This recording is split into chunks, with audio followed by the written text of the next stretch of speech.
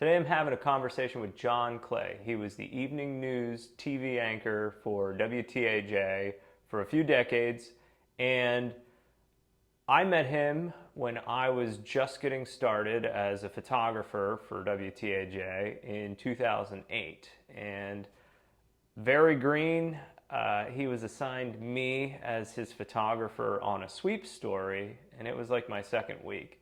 And we've developed a friendship over the years, but this conversation takes a look at his lifetime in TV, and also both of us just recently left within the last few years, and I get his perspective on that industry and the future of content online, long form content like this that you're about to listen to. Do you remember when we did the horseshoe curve story?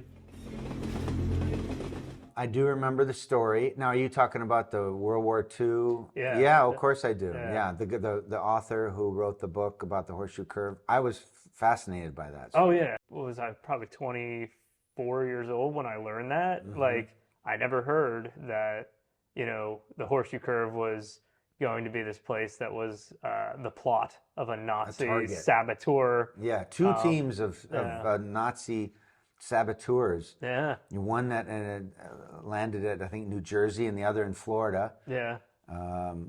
And yeah, so the cool thing about that is, like, Altoona isn't nothing. It was a center point of somebody, and Right. Hitler knew of Altoona. Railroad capital of the world at one time. Yeah. Yeah. Well, and the important part there was that this was the crossing point from all of the troops that went from the west of the U.S. to the east, and then were then bound for Europe. Right. And so this elevation change that they had to go through the curve, what an ideal choke point to blow up and break our ability to transport troops. And who in Altoona knew that this had ever occurred? Of course, nobody, in a sense, because the teams never made it even close to Pennsylvania. Yeah. That was another one where you were describing to me the vision that you had for the story and the sequences that you and like I would say, like, my style is always get there and see what it looks like. Where I think you, like, kind of have a storyboard in your head and you want to sort of map it out and try to hit that vision once we get there. Apply that what you're seeing in your head. Yeah. So I think you were saying, like, the theme, or it was like kind of like hallowed ground up there, or like a cathedral, and you were saying, like, try to get things framed if you can. And I remember, like, doing that with, like, I was using, like, bushes, like, that were like, I would use, like, an opening to frame, like a train passing through, like it was like a cathedral or something on top of there. But that was, yeah. And then do you remember that when the story rolled, Ignite failed? Yeah. No, it was, but that's part for does the not course. surprise me. Right. It played about a minute and a half of it, and then it just dumped out. Yeah. And that was a sweep story. Yeah. So it just pulls the rug out. I mean, it's like stabbing you in the heart. Yeah. And then it's like, oh, well, and everybody looks at you like as if, you're supposed to just move on.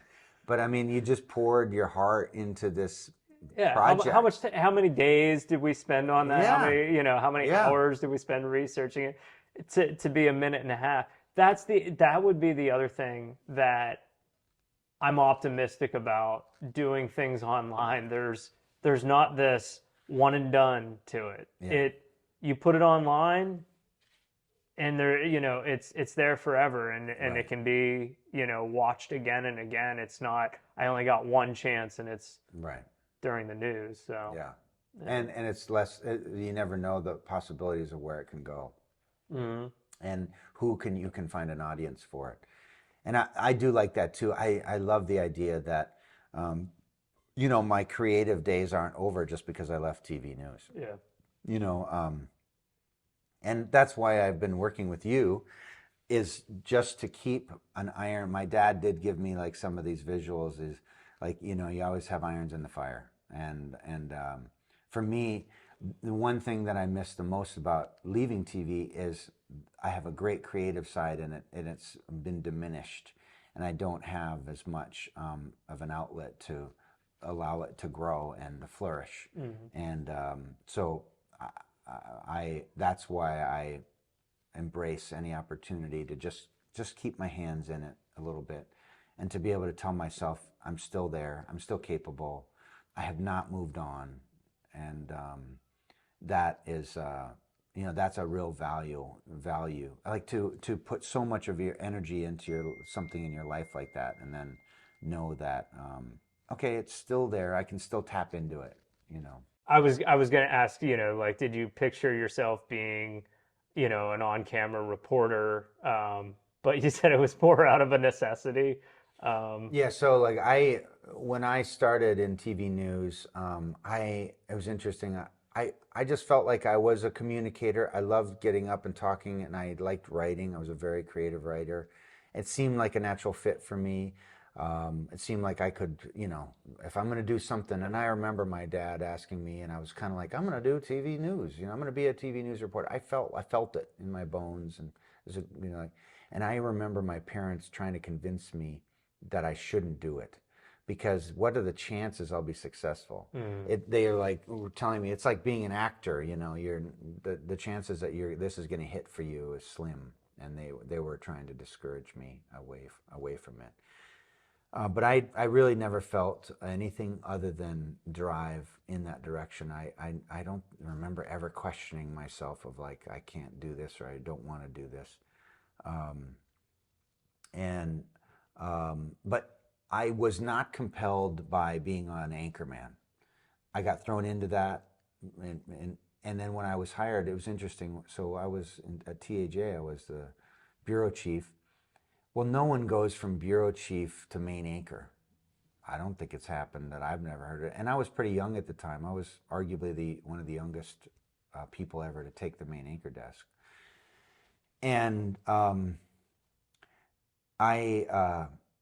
it wasn't because I was looking for the attention or whatever. It just seemed like a natural progression, and Right. pay and everything. I was worried about that. I wasn't going to get to be reporter anymore. I love that. That's what I love. I don't love being on TV and the anchor man. Were That wasn't. you, did you ever consider jumping markets or? I did. I feel like I could have kind of pushed for Pittsburgh. There were some opportunities there. That seemed like a natural move for me. And there were some other, I always dreamed of going to WRAL in Raleigh. Yeah, that's a good That one. was this great station. I knew people there, and like I was looking for stations that would embrace, that kind of, the MPPA style, and family owned, that kind Yeah. of thing. But as I investigated it, I just felt like that's not the solution for me. My solution for happiness is not going to come from moving cities, moving stations, whatever. It's going to come from within.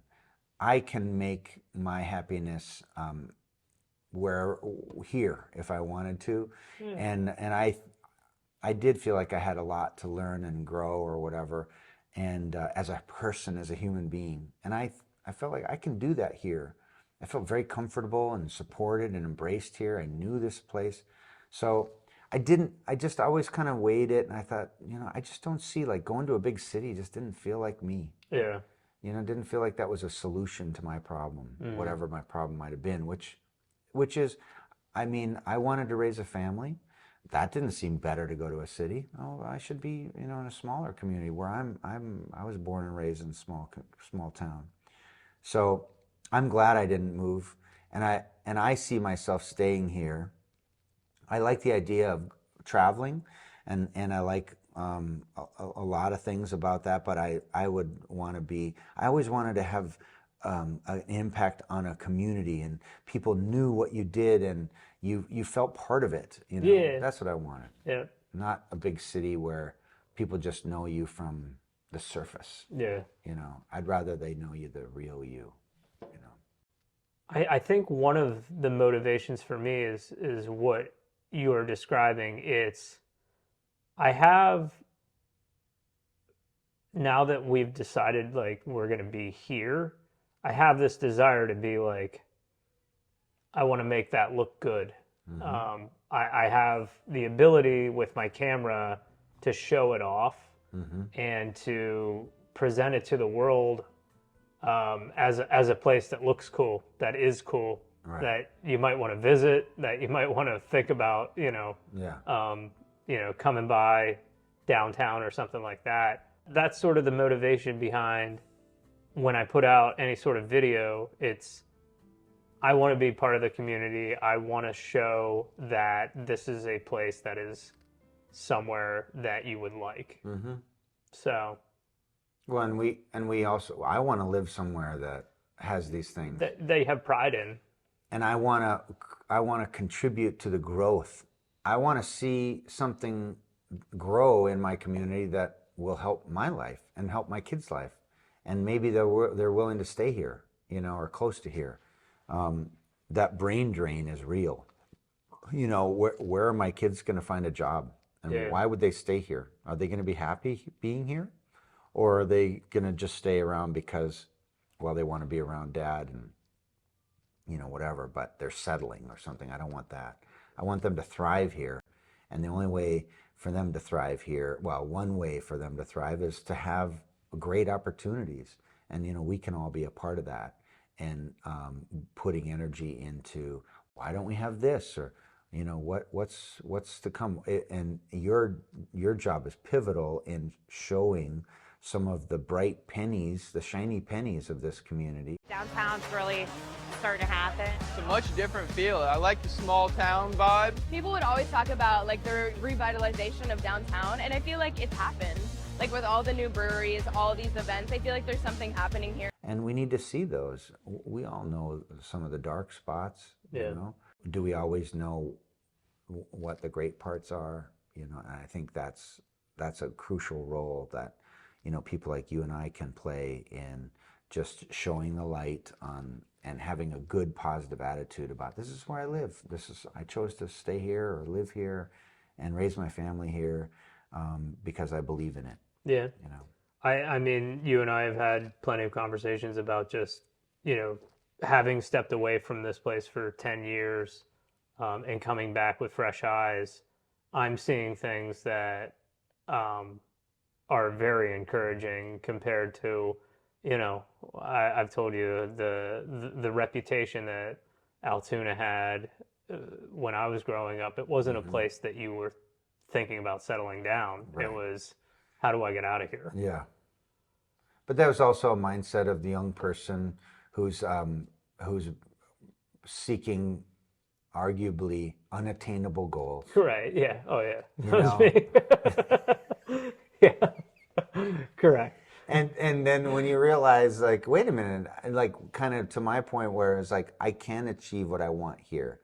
And it's not, this place isn't keeping me down, Yeah. It's me that's keeping me down. And it's me that's going to elevate me.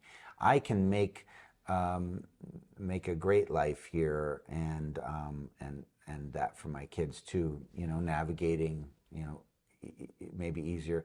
I feel awkward about people who live in a big city like New York City, and then they, do they really, yes, they have a lot of experiences, but they may not have any money to see any of those things, those opportunities.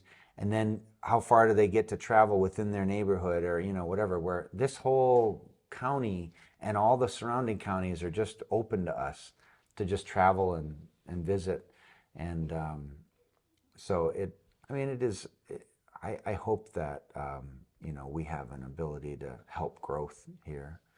That would be a nice feeling, that we contributed to the betterment of the community, Well, cheers. Yeah. I was going to give you something, but April says we don't have it. I had like a case of DVDs, and I still had the DVD that you gave me for the National Press Photographers Association award winners. Yeah, I I remember believe that. it was 2008. You gave me a collection of the winners. Yeah. And it you know, I don't. You started talking to me about some of that stuff, and I remember watching it, but I don't think I fully embraced it until years later. But it was definitely the first time somebody introduced me to that. Um, Yeah, and we were in the car. Yeah. We went to a couple different shoots, and I think there was it was an interesting thing. I've had maybe 2 or 3 people in my career at the TV station that I felt like it's like a perfect place, perfect time, perfect person relationship where you recognize it's like cogs, and like I really have a lot of ability to maybe connect with this person and maybe convince them of something, Yeah. whatever it is. And in that particular case, with you, I felt like you were pretty much of a sponge at that time, very bright-eyed and wondering, where was this going to take you, and just definitely eager and respectful of the process, but knew very little of anything, Oh yeah. But I was used to that, Yeah. But so attitude is everything. Yeah. Are you willing to just listen, and so yeah, okay, I can hear you. I can actually pay attention to the fact that this needs to be done, and here's how we would go about doing that, and there's rules to this stuff, and and I think it was just a unique experience for me because, of course, I felt like I wanted to. I didn't. I'm going to back up. I've rarely ever given people MPPA videos, DVD. That was unusual. You might have been one of the only people I did that with. I've shared the concept, but somehow I knew it was going to have an impact on you based on a conversation. And then to hear that it did, it was extremely gratifying to feel like you somehow decided to go down that road that I pointed you, say, hey, check that out, Oh yeah. And then for you to be successful, that was one thing, but also for you to be the kind of person that I admired being successful. Like I like to see you being successful. That makes a difference. Yeah. It's not just you're some person. You're a person that I worked with that I saw something in that I admired. So that was nice. You see that, like I guess it not to be trite or whatever, but you look for somebody that as you get older that you could mentor. Yeah. And I didn't say, oh, I'm going to be mentoring someone. Right. But you feel it in your bones that you want. It's like having children in a way. You want your legacy to live on. You want to hope that maybe you touch somebody that affected their life and impacted them in some way for the positive. And so that was. I mean, I felt like, yeah, you were somebody that I did have an impact on. You don't always know until you follow up and say, do you think yeah, I remember, and then you get confirmation that someone is gracious, you're gracious to say, yeah, you really did have an impact. So I felt like that was a really cool moment of my life that has come around full circle. Yeah. And here's a question. If I wouldn't have given you that DVD, Yeah. and if I wouldn't have talked to you the way I did, which was a very genuine, open, helping way, if I wouldn't have chosen to do that, I didn't have to do that. I could put my headphones on and say, F this kid. Yeah. I'm just the anchor man, and I don't need to be messing Right. with him. How would that have affected your life differently, if at all? And it certainly would have affected our life now. Oh, yeah. This would not have happened Right. now, Yeah. and our relationship and our association now wouldn't have come to be if we didn't have mutual respect for each other. Yeah. And so it's like you wonder about these small world and how things fit and what is their fate involved somehow. Yeah. That's pretty fun to think about. I think that was one of the things that surprised me when I got into TV was that people were nice. I think I kind of had this image in my head of, network. Yeah. Where people are screaming at you all the time, Yeah. Impatient, and your job is on the line every single day. And I think that was kind of, there is the deadlines. I think it's more like management is a little stressed and a little on edge, but on camera, reporters, anchors, most most that I've met are pretty sincere and kind of have that. I hope I can find somebody to mentor open-mindedness. I mean, I've definitely met a few that were not. Yeah.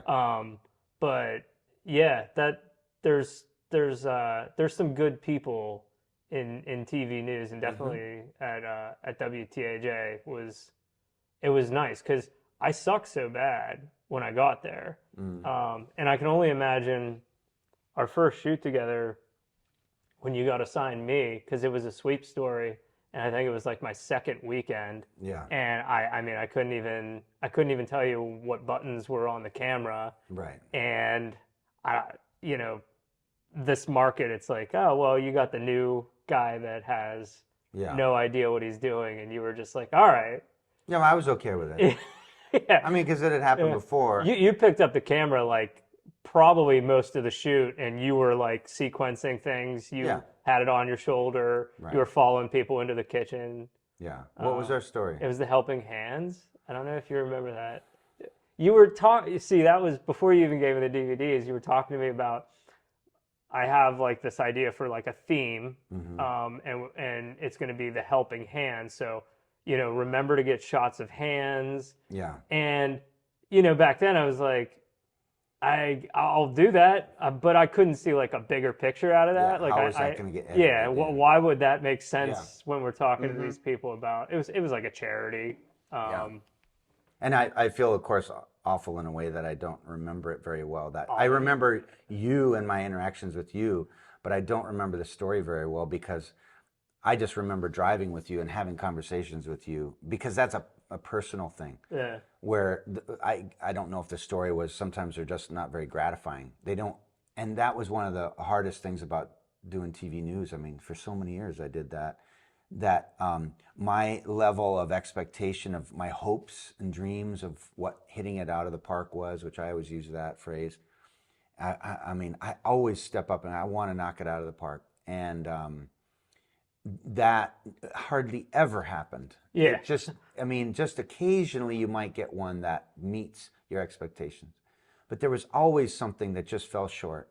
And that's okay. I mean, obviously we're striving for greatness, and it's that seeking greatness that is I think important. But so I think I feel very fortunate that I was then and hopefully continue today to be on that search, and then to be able to say, hey, it's okay, Scott, you don't have to know anything right now. Let's work on it. Let's build this together, build these pieces together. But I don't ever remember feeling like, oh boy, I got Scott, I got the short straw.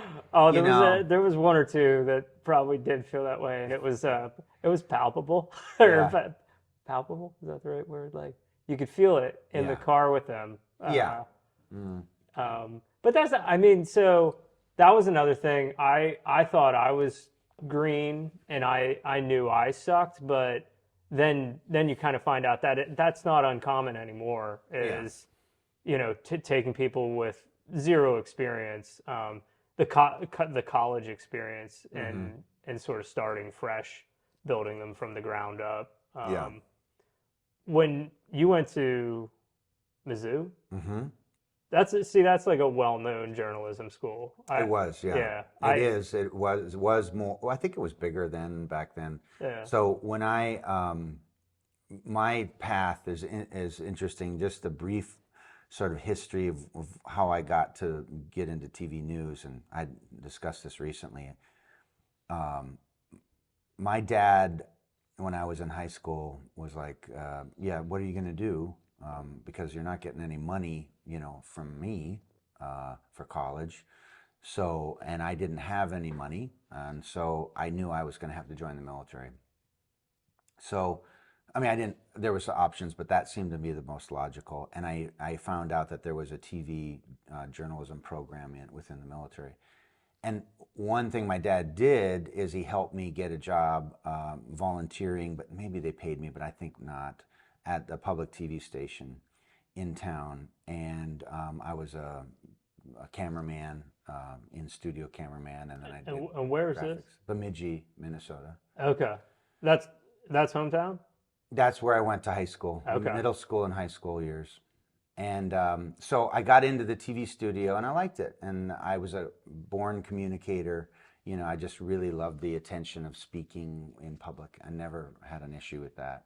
And I read a lot. And so like language and voice and diction was just natural for me. It was just it was one of my skill sets, and writing, you know.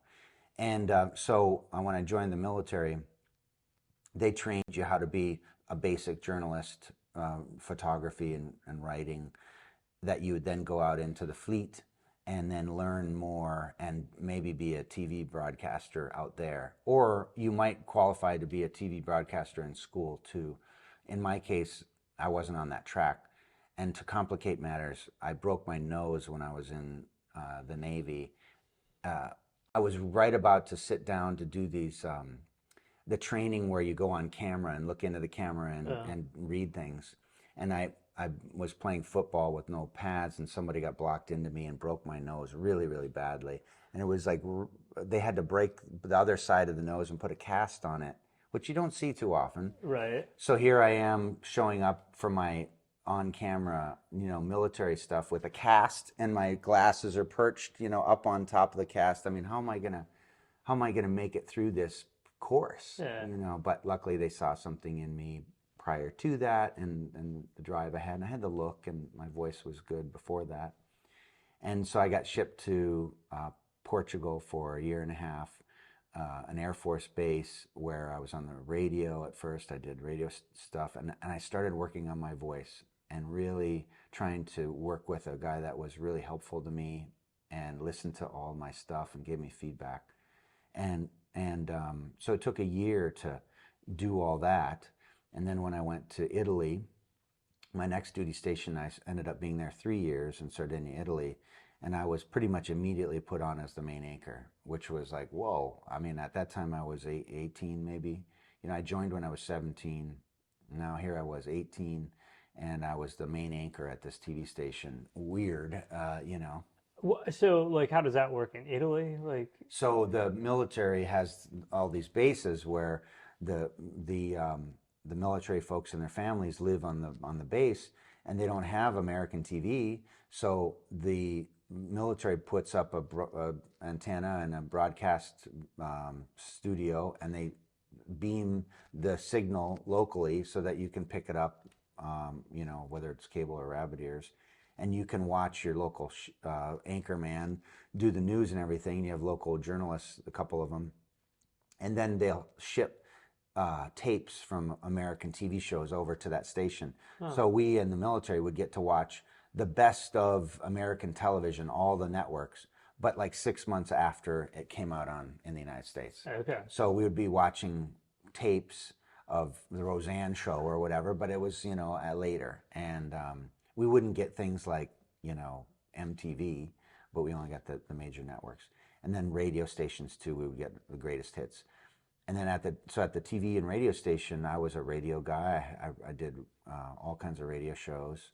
And then I was also, you know, helping to prepare the TV news segment each night. And so then when I was getting some training, I did pretty well. And I got training from this guy who went to Mizzou. And he saw my work and he said, you need to go to Mizzou. And that was obviously a pivotal point for me. Someone who saw something in me, and I knew he wanted to mentor me, and at least in that very short way. He gave me feedback, and he said, you need to get to Mizzou. They're going to help you. Yeah. And so luckily in the military, you can pick your state of residence. So I could be an in-state tuition, you know, resident for that school. And I also was a transfer student because I took enough college credits in high school and in the Navy that I never had to take the SATs. I just transferred in with my grades, and boom, off we go for 4 years of Mizzou.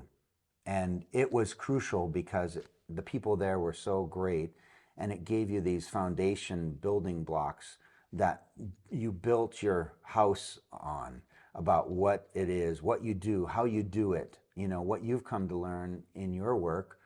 That's what these people were teaching me. And no one can just blow that down by giving you, oh, what you do sucks, whatever that. Okay, thanks, but I know what I can do. I know what I'm doing. And that education gave you that foundation of just feeling really secure, and you knew what you were doing. You could advise others. You could take criticism. They showed you how to do that. And so my time at Mizzou was very, very crucial to making me understand that I could do it. I'd already done it in the military. Now I got the extra training. And one other little piece, when they sent me over to do my internship at a station in Kansas, Wichita, Kansas, I worked 30 days I lived with a family friend, 30 days working every day right around my Christmas break. I worked with the TV crews that were working there. And I'd go out with them and do the stories. Of course, I'd done it in the Navy, and now I'd done it at school and had this education. And I watched these people in the profession, and I said, I can do this. This is what I could do. I could do this better than this person. Yeah. And that realization made all the difference for me, that confidence in me. And then when I got to WTAJ, I just felt, yeah, I never had a question. I knew I could do it. Yeah. It was just, yeah, you're going to make mistakes and problems, but that inner confidence is so crucial for so many professions. But on-air TV work, no question about that. What was who was like the news director at WTAJ at that time? I think it was Dennis Fisher. What a great story I have. This is when they used to fly you out to a station. Oh, and I mean, I had a decent resume and a decent tape, I guess. I don't know. But it was somebody that vouched for me. I knew this guy who worked at the State College Bureau. He had gotten hired from Mizzou. He was a grad student, very good. And his name was Ray Saya. And I'd met him at a Halloween party. I didn't know him much at all, but I do remember talking to him. And then when he got out to State College at WTAJ, he was the bureau chief. I found out there was a job under him, basically, as the second reporter in State College. So I called him. He was basically willing to kind of help you want to bring a Mizzou guy out. Yeah. Because at least he knew I knew what I was doing. And so when they flew me out for the job interview, the news director met me at the airport in Pittsburgh. And we shook hands, and he was a nice enough guy. And we pick up my luggage, and now we're going out to the parking garage. And he has this confused look on his face, and he does not know where he parked the car. This was his WTAJ sort of issued car. Right. It was like a Chevy Trailblazer, green. And he had no idea where it was parked, and he was asking parking attendants and people in vests, "You seen a green Trailblazer?" And this was just shocking to me that this guy, wasn't together a little bit more than this. And it made the job interview so easy because I didn't have to impress this guy. He's a human. Yeah. Yeah, I'm good. I don't have. He isn't something, right? Yeah. And it took a lot of pressure off. That's good. And I think it made a big difference. Yeah. And, I think I would have got the job anyway, but What was he like? So I have the story of them making me go out into the parking lot at WTAJ and shoot like video for a story. Jody Gill set me up with a camera, and I took like 3 blurry, out of focus, blue shots. Yeah. And then like went in and showed the tape to Tony DeGaulle. What was when you had to like show him? Did you have to like demonstrate anything? You're talking. That's how you got interviewed. Yeah, that was my interview. No, I didn't have to do any of that because I had already sent. Yeah. I really feel like they were trying to kind of. They took me to the Nittany Lion Inn. Oh, they knew you were their guy. Yeah, I think so. Okay. And I don't remember feeling like, not sure about this. I feel like they were trying to convince me to come. Yeah. And I mean, they paid me $20,000. It was like nothing, right? I couldn't make a living on that. So it's not like they were certainly getting a bargain for me, in my opinion. Yeah. And what year? 1998. Okay. And but you know, I don't know, or I don't really remember having any reservations, and I didn't really apply to hardly any places. Really? Yeah, I'm not one of these like flood the market with my Yeah. tape and just wait. I So, was never like like, that. was there something that was particular to this? No, other than it did remind me of my home state of Minnesota. You know, a little more temperate, like just not quite as cold, but really beautiful. And it is. I never had any idea I would stay here. I thought 2 years, I'm out. But I really fell in love with State College, the scene there, the friends, the activities. I'd had so many things I was doing in the community. I found great purpose at the station, great people to work with. It just felt like it was a heyday at that time. And then, unbelievably, you know, they ended up. It was maybe 6 years later. I mean, I then became the bureau chief. When Ray left, I took over as the bureau chief. So there was like this progression. Yeah. This was back when they would actually promote you and pay you, you know. And I was like, well, I like it here. And I always thought, you know, can I get this anywhere else? Should I move, or am I still learning? And I always felt like I had more to learn. And I was doing okay financially compared to if I would have went to Pittsburgh. And then, you know, I just wasn't convinced that a big city was the right move for me. Yeah. So, and I think Would it that was have right. been different if you were like based out of Altoona, like in those early? I think so. Yeah. Because I remember everyone hating Altoona. Yeah. There was this sense of, when I was in State College, I kind of ran the show, and I had so much freedom. I remember going out and covering 10 stories a day because I'd set it all up and I'd go and I had a crew to work with. Literally, I would 10 stories, half the board of all the stories of the day were State College with JC's next to them. Yeah. And I know this because I have a picture of it remembering, and they loved it. I mean, I was a content machine. Yeah. And I was able to fill the show, and they just I just wrote my ticket, and they just said, yeah, we're not going to bother John. He's got his day full. Yeah. And I just go. And it was great. Whereas when you went to State College, it felt like you were dealing with this guy and then that person, and there's all this drama, Yeah. and people talking about each other, and the drama that was in the station, which is many stations, people feeling insecure. Yeah. And that insecurity is the killer of TV stations and on-air personalities. One thing that I remember a professor of mine from Mizzou told me that I've always remembered this, is that the one trait, he says, that you will find in on-air personalities across the board is an overwhelming need to be loved. You know, and that's why they got into TV. These are the kids that were in middle school and high school doing the plays, trying to get attention, you know, whatever. Very happy with the limelight, and wanted and needed it. And what happens when you say, "Oh, you know, that wasn't very good"? Oh, deflated, horrible insecurity problems. Yeah. And you'll find that most of that is going on in these newsrooms. Is that there's a lot of braggadocio, you know, this big egos, are because they don't have the comfort to say, yeah, I screwed that up, or, you know, you just a lot of self-confidence problems. Yeah. But you need those big egos to get out there and do the stories and put your neck out there too. And I mean, some of the things I remember, like one of the things you talk about, what makes television news difficult on air, being in front of that camera, staring at that camera, knowing I had 2 or 3 seconds to go before we were live, and I had no idea what I was going to say. Right. And I had no idea if the camera was going to work.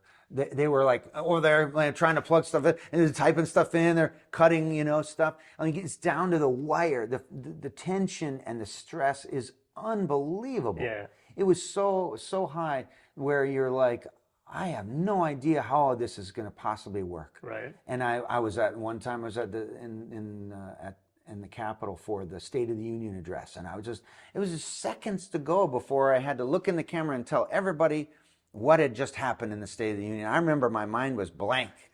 I had nothing, and I was just a bunch of chicken scratch. You know, I'm like scrambling to get together, but then somehow when the camera went on, it clicked and I went. Yeah. And I was always good at that. I just off the cuff, Yeah. and I could just say what I remember and talk to people. Did you ever have like the frozen moment where you didn't know what to say? I did in college Yeah. once, but it was because I was expecting the teleprompter. Yeah. And so I was, in my mind, I was like, oh, I'll have the teleprompter. But then like, John, it's down. You got to go to the other camera. And there was no teleprompter there. Yeah. And I remember just freezing up horribly. And actually, when I got to TAJ, I wasn't confident in my on-air delivery. And I was trying to find my way with cue cards. With, we didn't have a teleprompter, so I was writing notes. How much do you read off your notes? And you just didn't know how to do it. And what I learned is that you just got to know the material as best you can, and then use bullet points, and don't worry about it. I mean, you needed a roll cue so they know when to roll the video, or don't worry about it so much. They'll figure it out. Yeah. You just do you. Just say what you need to say, and it'll be fine. Just know your material. But yeah, before you get there, you think, I got to memorize this. I have to say this, and then the problem with that is you're memorizing it, and if you screw one of those up, now your mind just freaks you out, and you're toast. Yeah. And now you're just stumbling, bumbling all through this or whatever, right? Yeah. Oh, I've seen it happen a few times live, where I was glad I was on the other side of the camera, and that I wasn't. Yeah. I feel so bad. I feel so bad for them because it's like you can't do anything. They're just there's nothing there and there's nowhere to go. Yeah. I've heard a few like take video or take package. Yeah. Right. Yeah. But again, people we are horrified by it. But the truth is, it's not a big deal. if you smiling when you do it, I don't think they even notice. Right. If you just kind of like, okay, let's take a look at what we got. Hey, let's go ahead and But when you freeze, and the sweat drips down, whatever. When you would acknowledge it's uncomfortable with your face, or if you just kind of brush it off, there's a big difference between how that is perceived by the audience. Well, and that was one of my big talents when I was in, all those years I was on the set as the main anchor. You had to seem like you had everything in control, and no matter what was going on, you had command of the information at hand, and you were going to be able to present it in a calm way and just ask calmly for the information, follow-up questions, whatever it is. And that skill of being calm in the storm, is obviously kind of where anchor comes from. You're the anchor. You hold it all together, and I took that very seriously. And it just so happens like that was one of my skills, and it's something that I continue in parenting. You talk about how do you become a good citizen and a good father. You don't have to get freaked out by everything. Just know your stuff, prepare, know your stuff, and be calm. I mean, the number one problem of people that die in this wilderness, and if we look at all of life as a wilderness, is panicking. Panic will get you killed, like almost always. Yeah. So just by relaxing and trusting in what you can do, I think is, one of the most important skills. Yeah. Why'd you get out? Well, I mean, I had been in for, at that point, 30 years in television news, and somewhere close to that, 28 years.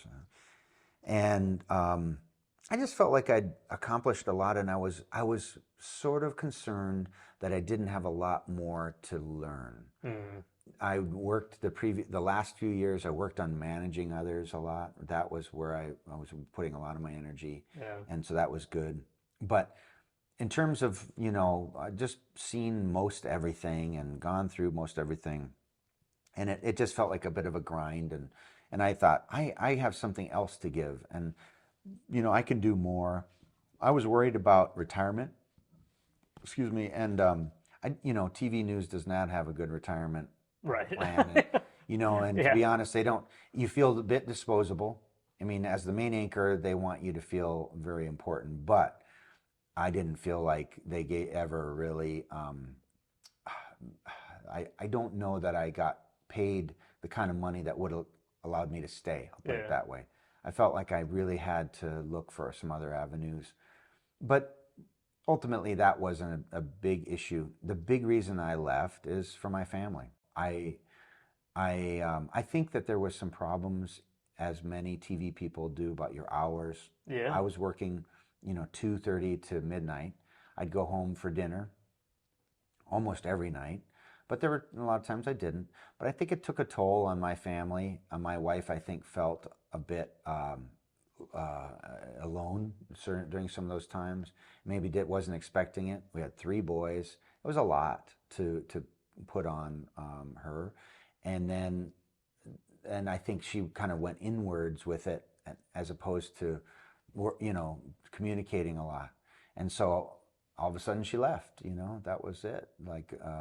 And when she decided to leave, when my wife left, I had to find a way that I was going to raise these boys. I just knew I had to get a different job, that I could stay home. I knew that I wanted to be able to be home sometimes. I needed to be home at night when they're at some sort of sports or whatever. Right. 5 o'clock, 6 o'clock. I mean, how could I be on the news every night at 6 if my kids had some sort of sporting event? Yeah. So while there was nothing pressing immediately at that time, I knew it was the right call to get out, find something else in the community. And my brother and his wife were pushing me to get into government service. My brother worked at the VA, and I pushed in that direction, and there was a local job. And I mean, it was a godsend because COVID hit, and now I was able to work from home. And I don't know what would have happened if I would have, been working at the TV station still. There was an offer, like I could have got into some management jobs in TV and, that kind of thing. But I just felt like I needed to spend more time with my kids. And that was the main reason. Yeah.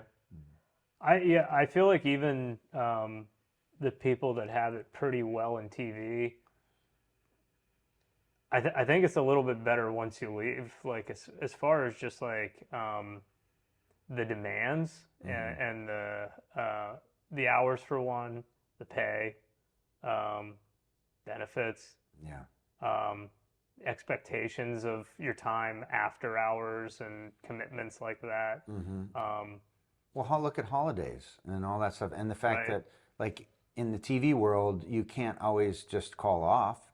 Yeah. Somebody's got to take your shift, so you got to work out who's going to get the holidays. Come on now, that's Right. ridiculous, but that's the way it is. But in government, I just take off. Yeah. I mean, I get all of the holidays off. Right. And I don't have to worry about convincing my coworker to work the holiday instead of me. Yeah. So that was really attractive, to find a job where I wasn't going to have to negotiate my vacation time constantly. Yeah. So that was a big plus. I mean, that's something to look for. I think, and we're seeing that in a lot of people now. They really want to pick jobs that give them more flexibility of their off time. Yeah. Oh yeah. life. I think, I don't know if I started thinking that way before COVID, but I think COVID, like, all of a sudden everybody's on board with that idea of, I want my freedom, I want my time. That's the most important thing over, killing myself for a career and killing myself for, more money, I guess. Yeah.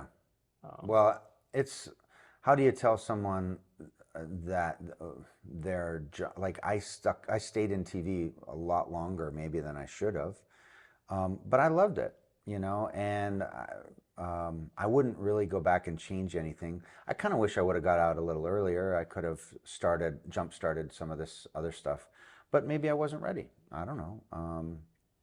I'm really happy with where I'm at. I really have a great situation.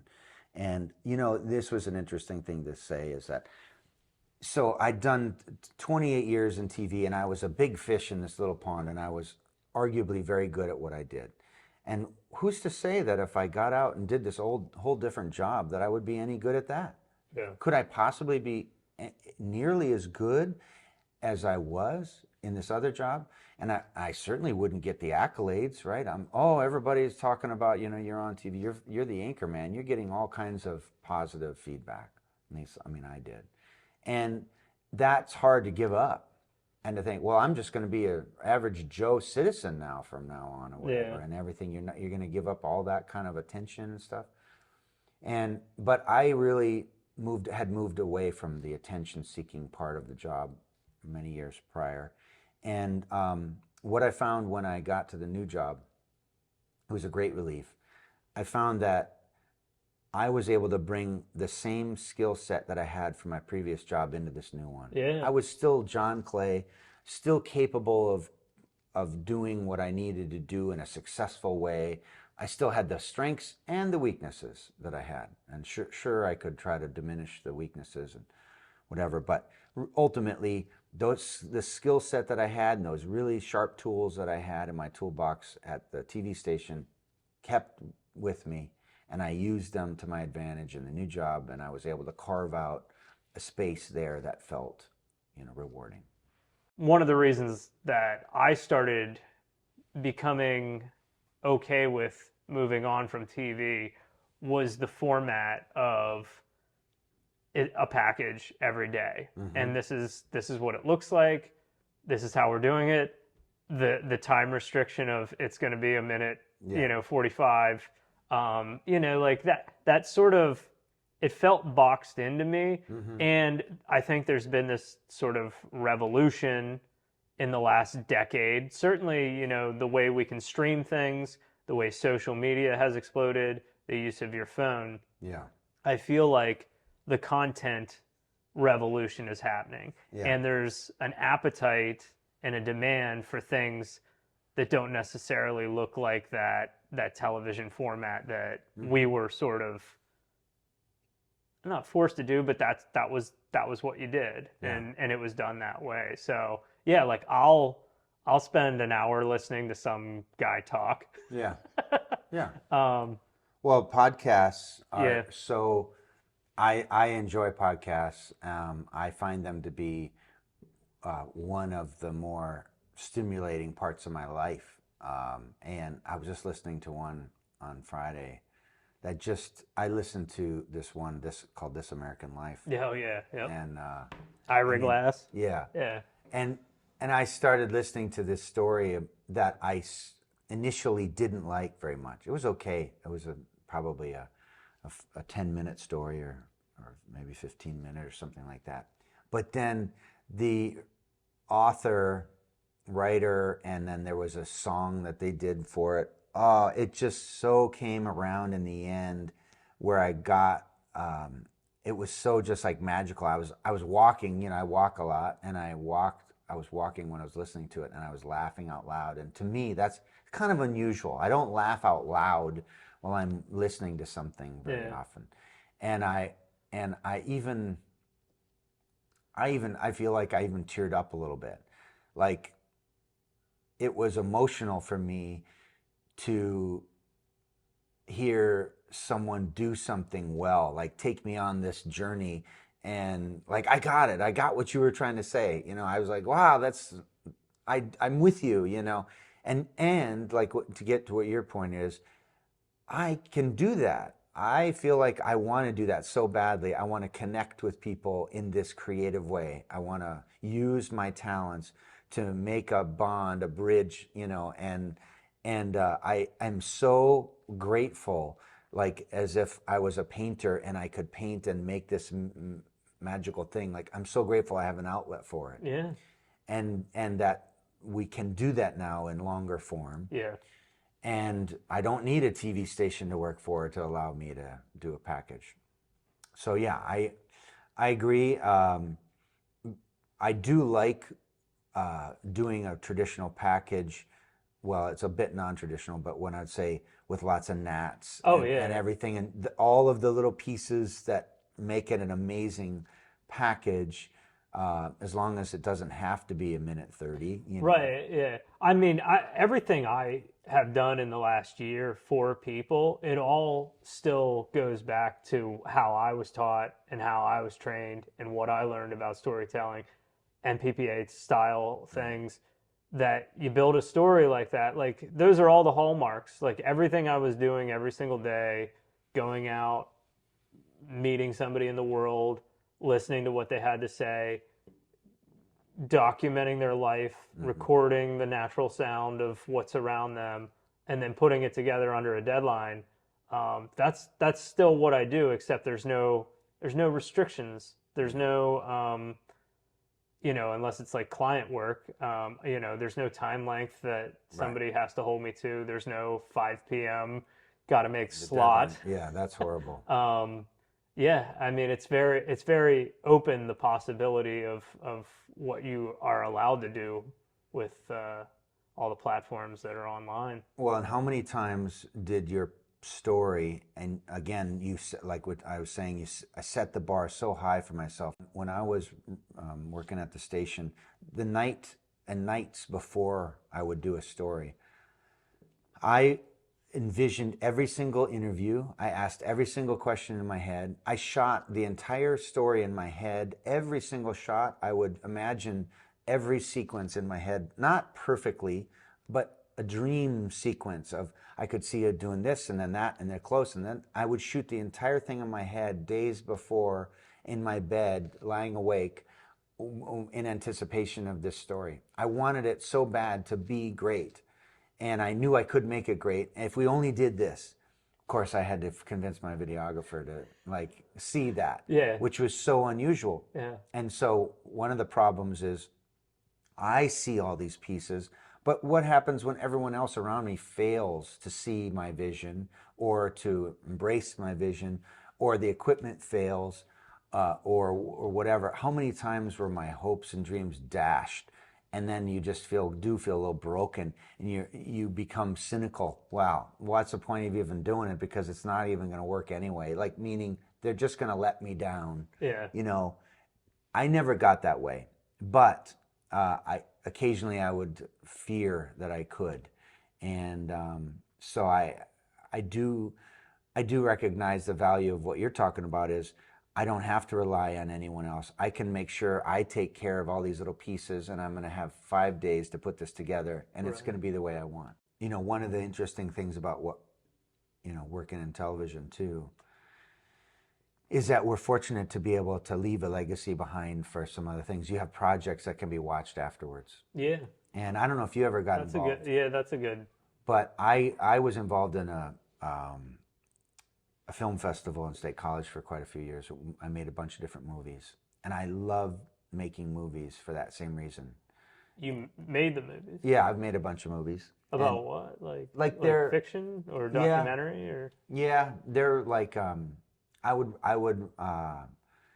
like, one of them is called Sinfluence.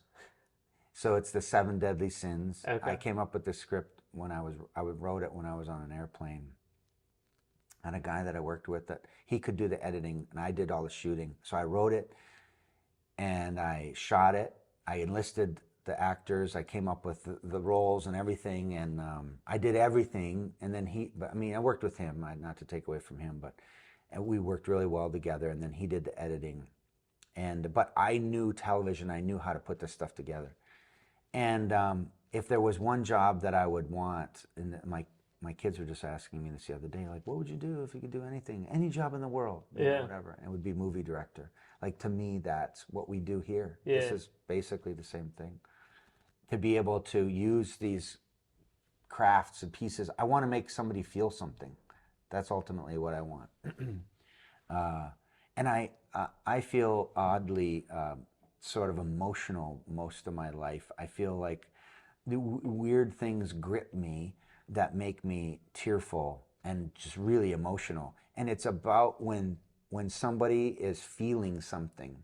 That's what like really gets me. And my kids, it's weird sitting next to my kids who don't see that. Like, I'm watching a movie and like, Let's Feel the Dreams I was watching the other day, and there's some things in there, obviously emotional pieces. And I think about my kids, and I think about like important big subjects and big topics, and don't give up on your dreams, chase your dreams. And things like that or whatever, and wondering if they will. And boy, I just go on this role where I just get really emotional and I'll cry. And how weird is it? Like, this happens during cartoons, during like any movies, music on the radio. Like, I will get tearful because it makes me think of something big about in my life and in my kids' life that, and I feel so strongly about these feelings and shared experiences and like why we're here and all that kind of stuff. And they don't seem to get close to where I'm at with that. That's it. So it's an interesting thing. You kind of wonder, maybe did I get into this business because I feel that way, or did that thing of me, this heart, come out when we're telling these people's stories, talk about the soft white underbelly, and the thing that has carried me through TV that I love the most is, and many of us, I think, describe this as when you discover some gem, some person that has this story, and maybe it's unknown somewhat, and you get to reveal it to the world, and it's so perfect. I mean, you know a soundbite when you hear it. You like, I got it, that's it, and it's just like this magical moment, and you've got something. It's like finding gold. I mean, we would even say that I got gold. I found gold. That experience of mining and finding something of value and then sharing it with the world, and you have this platform and stage. It's hard to match that. And it could be some poor schlub who's down in the mud, but yet he's got this great heart, and he's got a story to tell, and he could teach us so much about ourselves or whatever. And was the beauty of TV news, is you one day you're down in the trenches with the mud, and then the next day you're at the presidential visit, or whatever, all these highs and lows and characters. And one of the founding principles I always had is that I wanted to be able to look people in the eye and know the day after I did the interview that I treated them with respect, that I didn't just burn them, or whatever. And so I always felt like, well, I'm going to live in this community for years to come, and I want to hold my head high and people to admire me for the work that I did. So it helped kind of structure how I treated people and that. And I feel very fortunate that I didn't move from here, because all of that goodwill I put into this community stayed here, and it is so amazing. There is not a day that goes by that people don't come up to me and acknowledge my work and say, "Oh, I miss you on the news. Where are you? Are you enjoying the VA?